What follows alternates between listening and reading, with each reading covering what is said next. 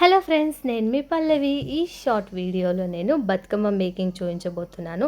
అసలు Bathukamma every year చేస్తూనే ఉంటామండి. బట్ ఈసారి మాత్రం ఏంటో తెలీదు, బతుకమ్మ అస్సలు సెట్ అవ్వలేదు. నాకైతే మూడ్ ఆఫ్ అయిపోయిందనమాట. బతుకమ్మ చేయాలన్న ఇంట్రెస్టే లేదు. బట్ లాస్ట్కి మళ్ళీ మా అత్తమ్మ హెల్ప్ తీసుకొని ఈ బతుకమ్మ అనేది కంప్లీట్ చేశాను అనమాట.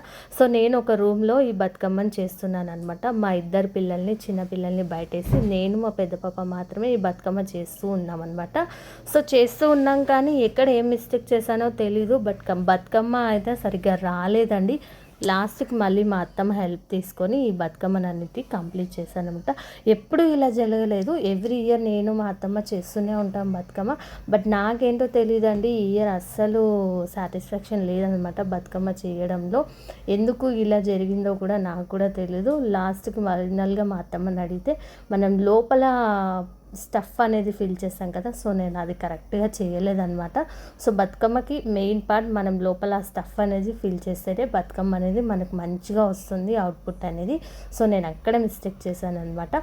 సో ఫైనల్గా మా అత్తమ్మ హెల్ప్ తీసుకొని బతుకమ్మని అయితే ఇలా రెడీ చేశాను అనమాట. మీకు ఎలా అనిపించిందో కింద కామెంట్ చేయండి.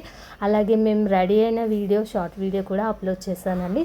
ఒకసారి దాన్ని కూడా చూసేయండి. మీకు ఎలా అనిపించిందో కింద కామెంట్ చేసి మరిన్ని వీడియోస్ కోసం ఛానల్ని ఇప్పుడే సబ్స్క్రైబ్ చేసుకోండి. ఫైనల్గా బతుకమ్మ చూసేయండి.